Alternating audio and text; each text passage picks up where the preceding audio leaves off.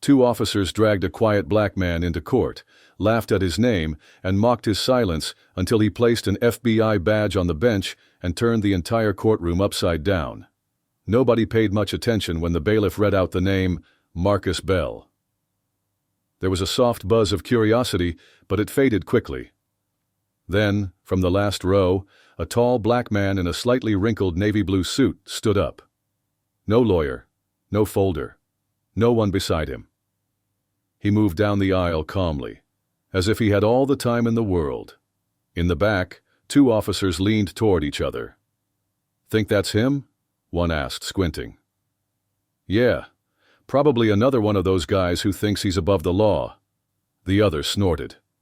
"Bet he'll try to argue the Constitution in front of the judge." They chuckled to themselves loud enough that a few people turned around, but Marcus didn't even glance their way. His face was unreadable, calm like he'd lived through this scene 100 times before. The judge, a balding older man with glasses and a radio voice tone, cleared his throat as he looked over the file. "Mr. Bell," he began, "you're being charged with refusing to cooperate during a legal traffic stop. That right?" Marcus nodded once. "That's what the paper says." "And you've chosen not to bring legal representation?" the judge asked. "Don't need one," Marcus replied. The officers in the back laughed again.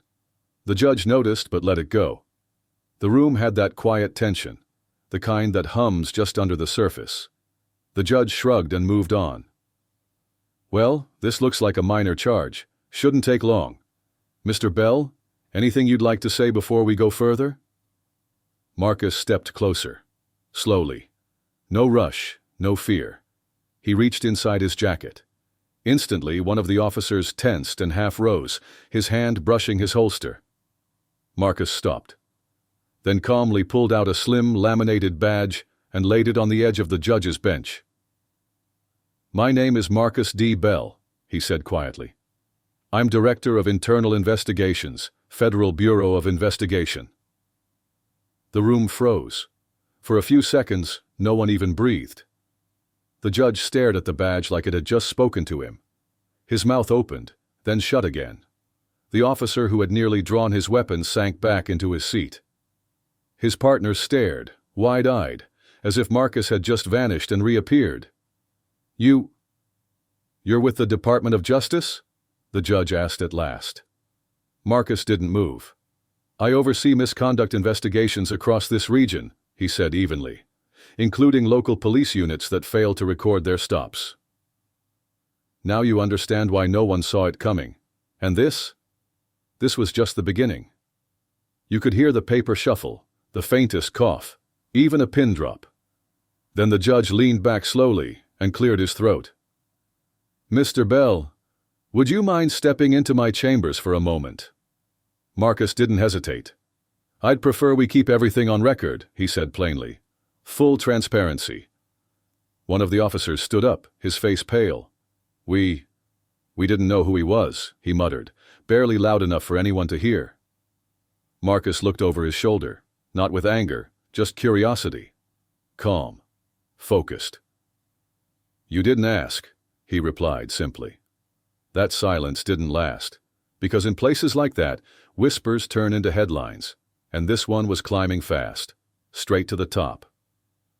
It was a little past 10:30 p.m. when Marcus turned off Route 27 near Pascagoula, Mississippi. He had been driving since morning, checking in on smaller departments flagged for questionable activity, reports that didn't match, use-of-force logs that seemed off, and more than a few body cams that just happened to malfunction when things got serious. He was driving a silver Hyundai Elantra, plain, forgettable by design. That's how he liked it. Marcus never introduced himself with a title. He watched, he listened, and only spoke when needed. That night, he was heading to a modest roadside inn off Harborview Street when red and blue lights flared in his rearview mirror. He sighed, pulled over without fuss. In the mirror, he saw two officers step out. Both white, both around their mid-30s. One had a buzz cut and already had a flashlight in hand. They didn't approach cautiously. The one with the buzz cut knocked hard on the driver's window. No greeting. "License and registration," Marcus lowered the window halfway. "What's the reason for the stop?" he asked. "License and registration," the officer repeated, voice sharper now. "You didn't use your turn signal back there." Marcus glanced at the rearview mirror, catching sight of the tiny dash cam on his windshield. "Pretty sure I did." The second officer appeared on the passenger side. "Got something to hide?" he snapped. "No," Marcus replied evenly. "Just wondering if this is a traffic stop or an interrogation." That rubbed them the wrong way. The buzz-cut cop leaned closer. "You giving me lip?" he said. "Step out of the car." "I haven't refused anything," Marcus answered. "I asked a question. Out, now." Marcus didn't argue. He simply handed over his license. It read, Marcus D. Bell. No badge, no agency name, just a clean Alabama ID from Montgomery. Still, it wasn't enough. "Where you headed?" one of them asked. "You can't say you can't, or that you won't." Marcus looked the officer in the eye. "Federal protocol," he said calmly. That was it. Just those two words. But something about them set the officer off. "What's that supposed to mean?" he barked. "You think you're above the law or something?" Marcus didn't respond. He stayed still. The second officer opened the passenger door. "Get out, now." Marcus kept his tone steady. "This stop is no longer legal." They didn't care. In the next moment, both officers yanked him out of the car with force. He didn't fight back, didn't raise his voice, but that didn't stop them from twisting his arm and shoving him to the ground. One of them jammed a knee into his back. Gravel scraped his cheek. He could hear one of them yelling, the other calling it in as a refusal to comply. Still, Marcus said nothing. He just stared at the ground and listened. Every insult, every lie, every word. What they didn't know was that Marcus had quietly turned on a tiny recorder in his jacket pocket the moment those lights flashed behind him. He'd done it without thinking. Muscle memory. Because when you've seen what he's seen and lived what he's lived, you prepare for situations like this, especially in places like rural Mississippi. By the time they dragged him into the station, the report had already been written. Subject was combative, verbally aggressive, refused to state his destination. Of course, there was no mention of the excessive force, no note of the threats, and, conveniently, no body cam footage either. When Marcus calmly asked for their badge numbers, one of them just grinned and muttered, "Don't worry, you'll get your chance to ask questions, in court." He spent the night in a holding cell. No phone call, no explanation. Just a dim hallway, flickering lights, and the smirk of a man who thought he'd won. But that wasn't the end, not even close. Because the courtroom they brought him to wasn't just for charges, it became something else entirely. The moment Marcus placed his federal credentials on the judge's bench, the mood shifted. It didn't just go quiet, it froze.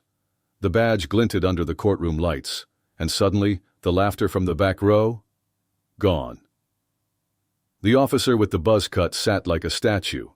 His eyes bounced between Marcus and the badge like he'd seen a ghost. The judge swallowed hard. His voice, once firm, now wavered. "Mr. Bell, are you saying you work for the Department of Justice?" Marcus didn't blink. "Not saying it," he replied, calm as ever. "I do." He nodded toward the badge again. "You're welcome to verify the number with Director Travis McCall's office, or call the Inspector General in D.C. A clerk near the front, Darlene, a woman who'd worked in that room for 3 decades and had a sixth sense for trouble, stood slowly.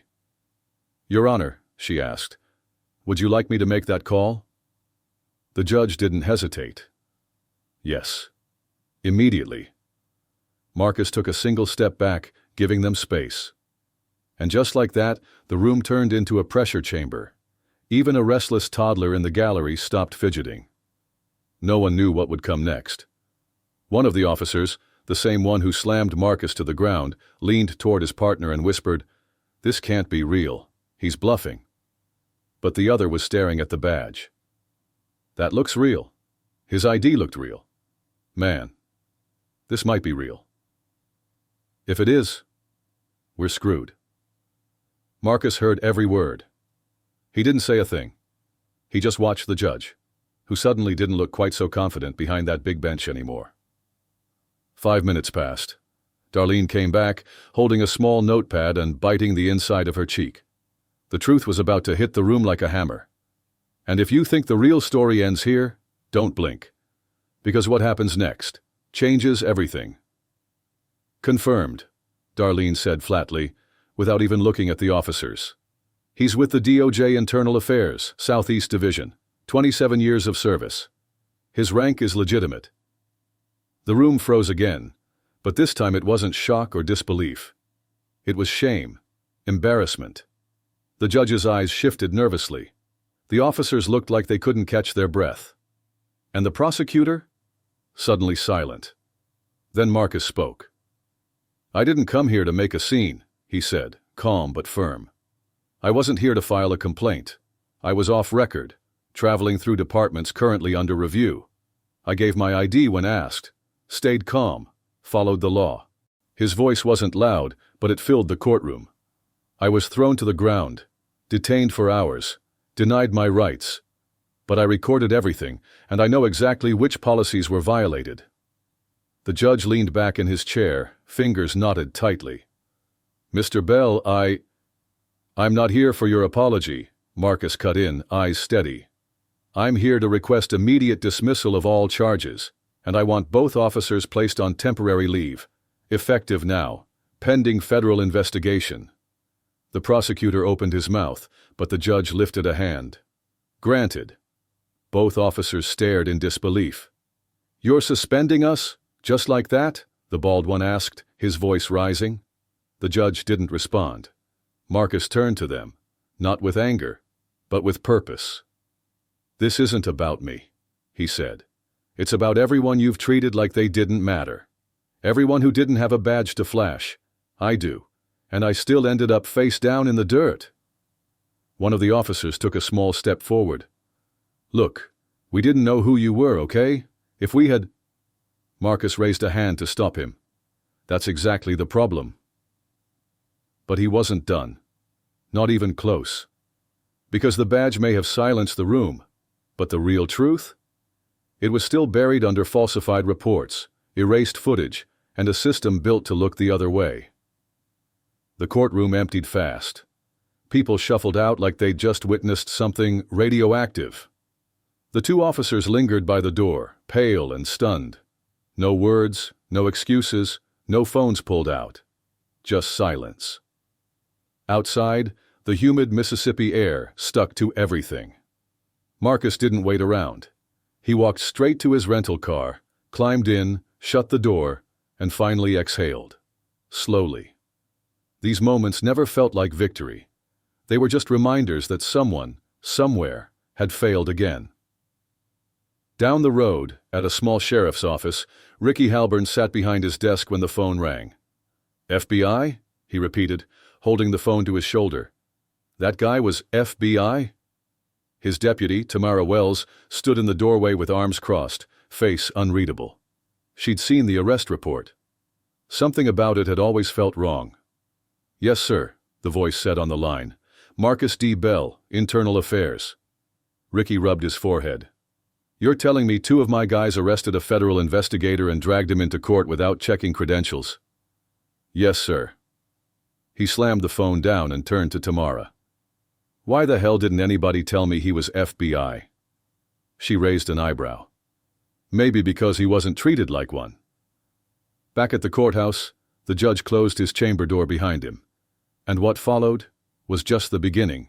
No recordings, no transcripts, just whispers, red faces, and a growing fear of what the press might get hold of.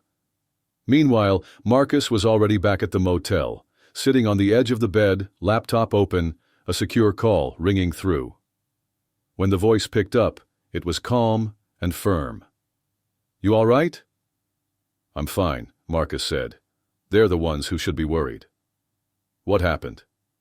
He explained everything. The traffic stop, the way they dragged him out, the body cams that never clicked on, the overnight cell. Silence on the other end, then a sigh. This the first complaint from that department. Number 3. Others in the last year and a half, All dismissed. One person even left the state. Then it's time, the voice replied. Make it official. Launch the inspection. Marcus gave a small nod, even though the other man couldn't see it. Should I keep it quiet? Not this time. Later that afternoon, Officer Curtis Dell, the one with the buzzed head, walked into the station like nothing had happened. But everyone noticed the stiffness in his steps, the forced smile, the way he avoided making eye contact with Tamara. He tapped on the sheriff's office door. Got a minute? Sheriff Ricky Harper didn't even look up. You better keep it short. Look, I didn't know who he was. If I had known, I don't care if he was a janitor or the president. Ricky cut him off. He didn't raise his voice, didn't threaten you. Gave you every chance to do your job right, and you still cuffed him like a street thug. Curtis stepped inside, trying to defend himself. I panicked. He started saying things about federal protocol. We've seen guys fake that kind of stuff before. Ricky stared at him. And when he handed you a real license? Curtis looked down. No answer. You know what happens if the Justice Department sends their top team down here? Ricky asked, voice steady but heavy. I messed up, Curtis said quietly. Tamara had walked in mid-conversation. She crossed her arms. You didn't just mess up. You put a spotlight on all of us. And maybe we deserve it. Curtis turned, stunned. Are you serious? I'm tired, Tamara said, voice firm, of reading reports that don't match the footage. Of seeing people leave here worse than they came. You didn't just bring the wrong guy in. You exposed what's been happening for years. Ricky said nothing. Just sat there, holding the phone, jaw clenched, already thinking about what might come next. But none of them had any idea what Marcus had just pulled up on his laptop. A long, detailed file, names, dates, red flags stretching back over a decade. He sat at the motel desk, fingers tapping the keyboard with precision, his face calm, focused, no emotion, because emotion gets in the way. Marcus worked with facts. He opened the department's official portal and submitted a formal request, body cam footage from the night he was arrested, time-stamped, exact, by the book. He didn't even have to wait an hour. The reply hit his inbox like a drumbeat, short, defensive. We regret to inform you that the body camera footage from the May 14th incident is unavailable due to a technical malfunction. We are currently reviewing maintenance logs to determine the cause of the failure. Marcus leaned back in the motel chair and let out a short breath through his nose. He'd seen this before. He knew exactly what came next. And they had no idea what was coming. It wasn't a sigh, just confirmation. Another red flag in a folder that was growing thicker by the hour. Marcus picked up his phone and called the DOJ's regional tech liaison. He asked for a full review of the department's bodycam software. 10 minutes later, he had what he needed. They've had 6 recorded outages in the last 10 months, the analyst read off a system log. And every one of them happened during stops involving Black or Latino civilians. Not a single one during training sessions or stops with white drivers. Marcus didn't flinch. He just typed it all into his report. Methodical, focused. Back at the station, Officer Dell sat frozen at his desk, eyes glued to a screen that suddenly felt a little too bright. Across from him, Tamara scrolled through old case files, ones no one had opened in years. She paused on a report from last December. A young man stopped just blocks from his house, claimed the officers roughed him up, filed a complaint, no body cam footage. Then another, same story, and another. Her expression hardened. They really thought no one would ever notice, she whispered to herself. In the back room, Brian, the IT tech who usually stayed out of drama, received a quiet message over the internal chat system. Check the camera logs from May 14th, Briggs case. Who accessed the files before they vanished? Brian hesitated. He didn't like getting involved, but curiosity won. He typed a few commands, ran a trace, and the answer popped up almost instantly. Dell, not once, twice. Once, 2 hours after the arrest, and again the next morning. Deleted logs. Bypassed the audit system. Brian stared at the screen, then quietly printed the access records and slid them into a plain envelope. He didn't email it. He didn't talk to anyone. He walked it straight to Tamara's desk and handed it to her. She opened it. Read. Her jaw clenched. "Thanks," she said softly. Brian gave a single nod and walked away. The next morning, Marcus walked into the department wearing the same suit, holding a small manila folder. The front desk officer went pale. "Agent Bell," the man stammered. "We didn't expect you back." "I'm not here to cause trouble," Marcus said calmly. "I'm here to confirm patterns." He walked straight to the operations wing. No waiting for permission, no introductions. People moved out of his way. He knocked once on the sheriff's office door and stepped inside. Sheriff Ricky Harper looked up. His eyes were tired, worn down. "I assume you saw our email," Ricky said. Marcus laid the folder on his desk. "I also saw the system access logs." Ricky didn't touch it. "Someone went in," Marcus continued. "They deleted the camera files, after the arrest, before the arraignment." He stared at the sheriff. "Want to take a guess who?" Ricky rubbed his face. "We're looking into it." "No," Marcus interrupted, voice level. "You're not. I am." He turned to leave, then paused at the doorway. "I suggest you have Officer Dell's badge and service weapon ready before the day is over. Internal Affairs will be on site this week." Ricky didn't argue. Didn't even look up. As Marcus stepped back into the hallway, he knew this wasn't just about one officer anymore. And this inspection? It wasn't just about what happened that night. It was about everything they'd tried to bury before it. It was never just about one night. It was about everything they thought they'd buried for years. By Wednesday morning, 2 black SUVs rolled quietly into the rear parking lot of the Jefferson County Police Department. No flashing lights, no big announcement, just quiet precision. Marcus Bell stepped out first. Behind him were 2 agents flown in from D.C. Grace Mendoza, a compliance expert with eyes that missed nothing, and Nathan Cole, a forensic analyst who spoke only when it mattered.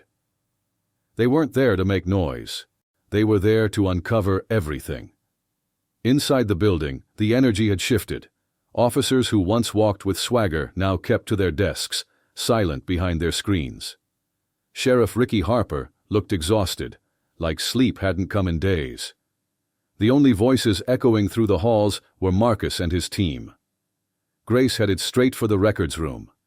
She asked for everything: disciplinary files, traffic stop data, internal affairs reports, training evaluations, anything that left a trail. Nathan went with Brian, the IT tech, to the server room. No resistance, no questions. Brian handed over system access like he'd been waiting for this. Marcus met Tamara in a small side office near the back. Her laptop was open, filled with documents from years of reports. Her jaw was set, focused. "These all look the same," she said quietly. "Pulled over. Aggression. No video. The write-ups are vague, and there's no follow-up. Just gone." Marcus nodded. "It's not about one bad call. It's about the culture. What gets ignored, what gets buried, and what people get used to calling normal." She turned her screen toward him. "This one. May of last year. Guy pulled over after work. Says they made him get out of the car for no reason. No ticket, no arrest. The report says he was non-compliant." Marcus skimmed it. Same words. Every time. Down the hall, Grace walked into Ricky's office without knocking. "I need your department's documentation on use of force training and camera policy." Ricky looked like he wanted to push back, but he didn't. He pointed at a filing cabinet. "It's all in there. Take what you need." Grace opened it, flipped through the papers. "This stuff's 4 years out of date." Ricky stayed quiet. Meanwhile, Nathan was already deep into the system. Files were being copied, camera logs pulled, deleted footage reconstructed from backup drives the officers didn't even know existed. Then he found something. 2 videos labeled incomplete. One had audio. He flagged it immediately. When Marcus came into the room, Nathan handed him a pair of headphones. "You might want to hear this." Marcus put them on and listened. The audio was rough, but clear enough. It came from a patrol car mic, maybe a minute long, but it told the story. "Where you headed?" "Can't say you can't or you won't. Federal protocol. You think you're above the law?" Then the sharp sound of a door yanked open. Movement, gravel scraping, a grunt. Marcus looked up. "That's enough." Marcus walked straight into Sheriff Harper's office, where Grace was still flipping through a stack of folders. "We're issuing a compliance hold," Marcus said, voice steady. "No officer from this department is allowed to participate in field operations until the review is complete." Ricky leaned forward, his tone quiet, but tense. "You're shutting us down?" "You'll keep dispatch active," Marcus replied. "Emergencies only. But as of this morning, your department is officially under federal supervision."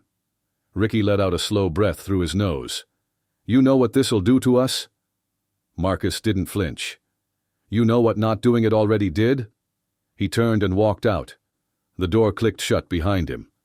Downstairs the mood had shifted. Officers avoided eye contact, even those who had never met him before. The weight in the air wasn't fear, it was recognition. They knew who he was now, and more importantly, they knew why he was here. Tamara waited for him at the bottom of the stairs. "I pulled the complaint logs," she said. "There's a pattern in the denials. Most were marked unfounded, without a single interview." Marcus raised an eyebrow. "Who signed off?" She handed him the sheet. The same name kept showing up, Curtis Dell, again and again. Marcus folded the list neatly and slid it into his coat pocket. "Good work," he told her. Tamara blinked, surprised. "You think this is actually going to change anything?" Marcus paused at the exit. "That depends," he said. "Do you?" But change didn't come from memos. It came from what people did when the truth couldn't be hidden anymore. And by the end of the week, this town would have no choice but to face it. By Friday morning, the story had spread far beyond the courthouse. Local news stations started running it in short bursts. At first just vague headlines. Federal agent wrongfully detained in Jefferson County. Then the patrol car audio hit the internet. It was low quality, scratchy, but real, and one phrase cut through all the noise. Federal protocol. That line echoed in barbershops, kitchen tables, and church pews. It wasn't just a statement anymore. It was a mirror. What really happened out there? At the Oakland Cafe, a group of older men leaned across the table, coffee growing cold in their mugs. "I'm telling you," one said, "they pulled that man over for nothing. Thought he was just another guy they could push around. Well, maybe he didn't show ID." "He did. Clean license. And even if he hadn't, you don't throw someone to the ground for asking a question. Doesn't matter who he is." Across town, at the Jefferson Avenue Community Center, a group of parents gathered after school. No agenda, no microphones, just frustration. They were tired of teaching their kids how to speak when a cop pulls them over, tired of pretending that being respectful was always enough to keep them safe. By late afternoon, a town hall was called. No time to prepare, no real plan. But the room was full. Some came angry, some confused. Others just needed answers. But what united them was a simple truth. They couldn't unhear what had been said. And now they couldn't unsee what had been done. The mayor, Harold Lanning, an older white man with trembling hands, stepped up to the podium. His voice was tight. "We're aware of the investigation. We're cooperating with the federal team and we will make changes." From the back of the room, a woman stood up. Her name was Felicia Green. Her son had filed a complaint 2 years ago. Nothing had ever come of it. "You reopening the old cases?" she asked, her voice clear and steady. "We're looking into that," the mayor replied. "No," Felicia said. "Don't look." Scattered applause broke out, but it wasn't polite. It was real.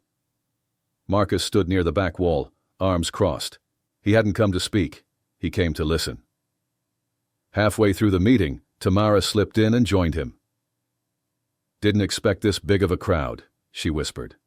"They always show," Marcus answered, "when they stop being afraid of the silence." One by one, people approached the mic. A teenage boy shared how he got stopped just walking home from football practice. A single mom talked about getting pulled over twice in 1 week. Both times asked if the car she was driving was really hers. An elderly man shared a story he'd never told anyone before. Back in 1989, he was pulled over, handcuffed, and then simply let go. No explanation. Just because. None of these stories ever made it to the news. But tonight, the room listened. Then, to everyone's surprise, Sheriff Ricky Harper walked up to the mic. The entire room fell quiet. He looked different, older, or maybe just exposed. "I've been in law enforcement for 31 years, he began, "and if I told you I hadn't failed some of you, I'd be lying." He paused, his eyes scanning the crowd, then landed on Marcus. "We didn't know who Mr. Bell was that night," he continued, "but that's not the issue. The issue is, we didn't care who any of you were. That's on me." There were murmurs, nods, silence. "We're going to reopen the dismissed complaints," he said. "We'll work alongside the federal team, and if anyone is part of the problem, they'll be held accountable. That includes me." From the front row, someone shouted, "Talk is cheap." Ricky nodded. "Then hold me to it." Marcus said nothing, but Tamara looked over. "You believe him?" she asked quietly. Marcus didn't hesitate. "I believe the room." After the meeting, no one rushed out. People stayed, talking in small groups outside the building. The air felt different. This wasn't over, not even close. But something had cracked open, and once it's open, it's hard to bury again. Still, accountability means little without consequence. And Marcus had one last meeting to make sure that part wasn't forgotten. On Monday morning, he climbed the steps of City Hall with a file in one hand and a coffee in the other. He was scheduled for a private session with Mayor Lanning. But when he walked in, two others were already seated. Tamara Wells, now officially appointed as department liaison for the Federal Review, and Grace Mendoza, seated beside her, with a folder of her own. The mayor looked up, surprised. "Didn't expect so many guests," he said with a forced half-smile. Marcus didn't smile back. He simply opened his file and placed it firmly on the table. "These are the preliminary findings," Marcus said, laying the papers flat on the mayor's table. 5 confirmed violations of department policy, 3 cases of falsified reports, 2 incidents of tampered body cam data, and 1 ongoing attempt to interfere with a federal investigation. Mayor Lanning's hands tightened slightly on the edge of the table. "Are you recommending prosecution?" Marcus didn't answer right away. He looked to Grace. She gave a slight nod. "We're recommending a full personnel audit," she said, "effective immediately, and the removal of Officer Curtis Dell." Lanning exhaled slowly. "You're asking me to fire one of our longest-serving officers?" "No," Marcus said calmly. "We're asking you to start rebuilding trust in a department that's been broken for far too long." Tamara leaned in, voice steady. "We're asking you to choose. Keep protecting a man who buried complaints and altered reports, or stand with the people who finally spoke up." The mayor stared at the surface of the table. For once, there wasn't a rehearsed answer. No carefully worded statement would fix this. No quiet suspension would undo what had already been said, on record, in public, for everyone to hear. After a long pause, he nodded. "I'll issue the termination letter today." Marcus closed the folder and stood. "We'll be monitoring compliance. Any further obstruction gets escalated to the Bureau." The meeting ended without ceremony. But its weight followed Marcus out the door. He didn't walk straight to his car. Instead, he crossed the square, watching the town move as if the last week hadn't shaken its core. Some people were shopping, others chatting on benches, pretending it was just another day. On one corner, a small group of high school students stood talking. One boy in a blue hoodie caught Marcus's eye. He gave a simple nod, not out of fear, but recognition and respect. Marcus returned the gesture and kept walking.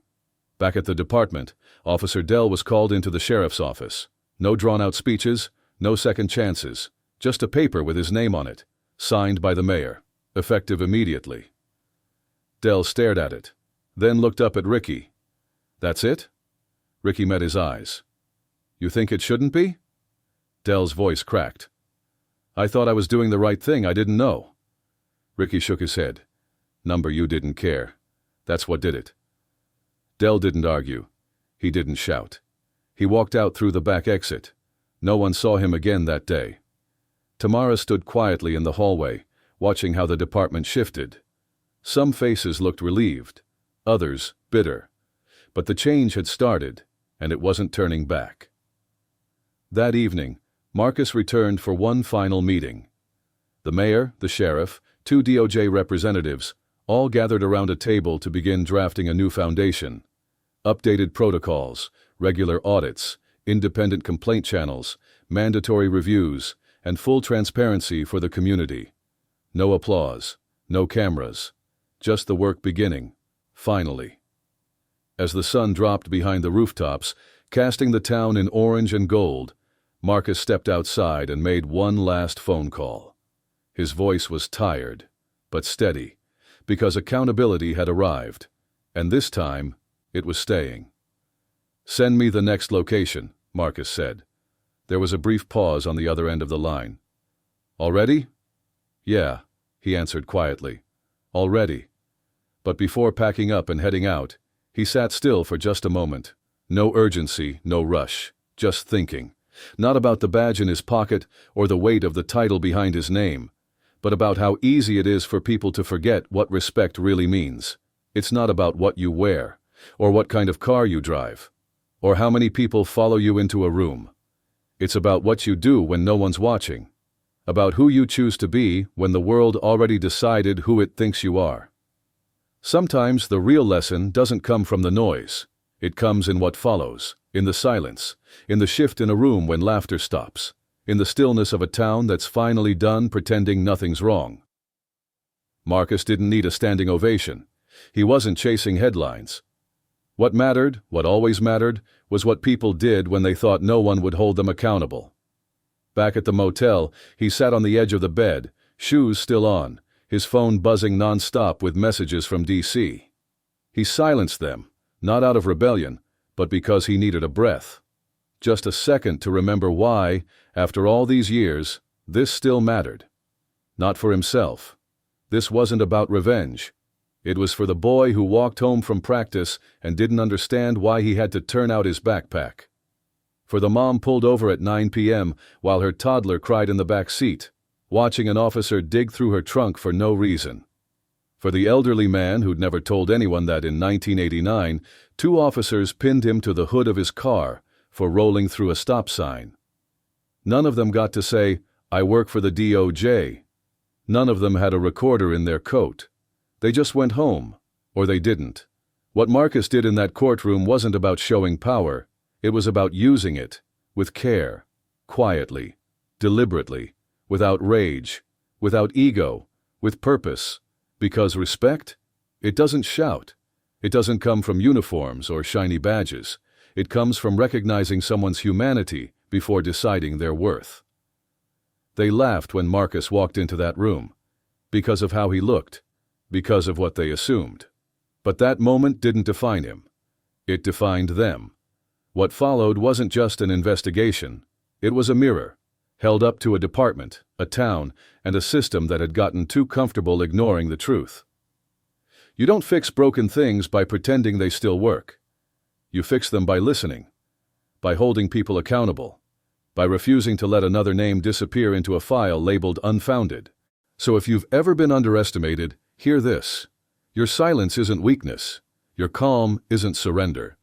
Sometimes the quietest person in the room is carrying the most weight. And if the moment comes when you need to speak up for yourself or for someone who can't, the badge doesn't make the man. The action does. Marcus Bell wasn't a hero. He didn't need to be. He just needed to do his job, completely, honestly. And in a world where so many forget what that looks like, maybe that's enough. If this story moved you, even a little, don't let it end here. Share it. Talk about it. Ask the hard questions. Hold your community to better standards. And if you haven't already, subscribe. Because stories like this, they're not fiction, they're reminders, and we need more of them.